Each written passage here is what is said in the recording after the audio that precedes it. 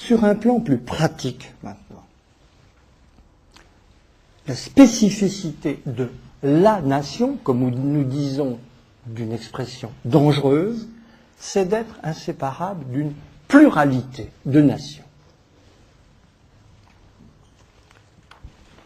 La cité peut se concevoir à la limite seule au monde, l'empire aspire à l'autarcie et à une universalité qui relègue ses confins dans une barbarie qui ne compte pas. La nation, à l'opposé, ce sont les nations. Pour répondre à la question « qu'est-ce qu'une nation ?», il faut la reformuler. Qu'est-ce que les nations ? Tout se joue dans ce déplacement. Et pour aller, là aussi, très vite à l'essentiel, l'histoire européenne nous présente le développement absolument original d'une unité de civilisation, d'abord chrétienne, ensuite éclairée ou moderne, selon les termes qu'on voudra employer, unité de civilisation combinée avec une pluralité d'unités politiques similaires,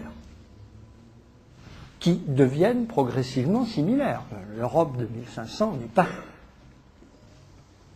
un ensemble civilisationnel de communautés politiques similaires. Il y a toutes sortes de choses. Petit à petit, cet espace unifié civilisationnellement et culturellement se recompose en unités politiques similaires et qui se reconnaissent comme semblables. Avec d'ailleurs cette chose remarquable du droit politique européen, les grandes nations ne mangent pas les petites. La France peut envahir et coloniser le Luxembourg en un quart d'heure. Elle ne le fait pas. Les grandes et les petites nations sont similaires dans le principe.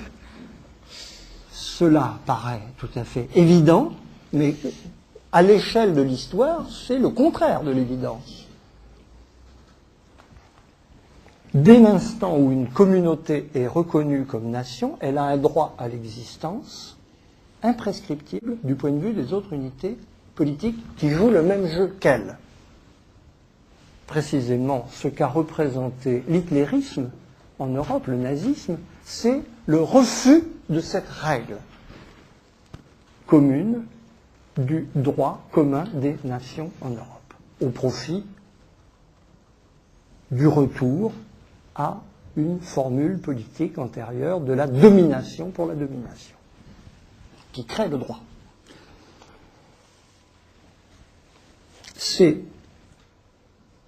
Cela veut dire que l'existence des nations est inséparable d'un décentrement. Elles font toutes la même chose, elles se livrent au même type d'activité, elles s'épient d'ailleurs pour se copier sans arrêt les unes les autres, de manière différente. Ça veut dire qu'on peut les regarder chacune de leur dehors, au nom de ce qu'elles ont en commun. Elles ont engendré, en fonction de cela, cette autre créature parfaitement propre à l'histoire européenne, qu'est l'individu universel, l'homme des droits de l'homme, dont les droits ne dépendent pas de son inscription dans une communauté politique particulière. C'est ici, évidemment, qu'on pourrait redonner tout son sens à cette notion constamment invoquée, mais qui est le lieu du maximum de confusion, de cosmopolitisme. Le cosmopolitisme, c'est tout sauf simple, c'est la plus haute conscience à laquelle puisse s'attendre un Européen, c'est la conscience à la fois de l'unité de la civilisation, de ce qui la fonde et de ses expressions, avec la connaissance des différentes versions de l'histoire européenne qui se décline selon les nations. Un cosmopolite, c'est pas quelqu'un qui est simplement partout chez lui en ignorant ce qu'il y a autour de lui, c'est quelqu'un qui sait qu'un Anglais n'a pas la même notion de la démocratie qu'un Français, qu'un Allemand, qu'un Suisse, qu'un Belge, qu'un Suédois. C'est ce dont manque le plus l'Europe aujourd'hui. Elle a des Européens, mais pas de cosmopolites. Septième et dernière observation, j'en termine. À partir de là, on conçoit les deux grandes tentations de l'histoire européenne,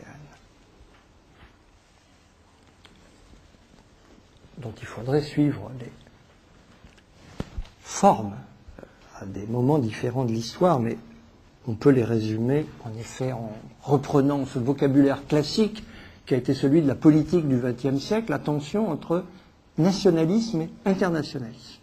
Qu'est-ce que l'internationalisme? C'est la volonté pleine de sens de prendre l'unité de civilisation qui existe entre les pays d'Europe en laissant tomber ces creusets particuliers. De ce point de vue, le post-national n'est évidemment qu'une variante de l'internationalisme. La différence est très simple.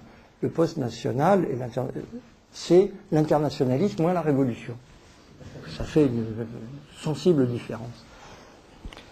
Le nationalisme, à l'autre extrémité, on le conçoit, il est également plein de sens.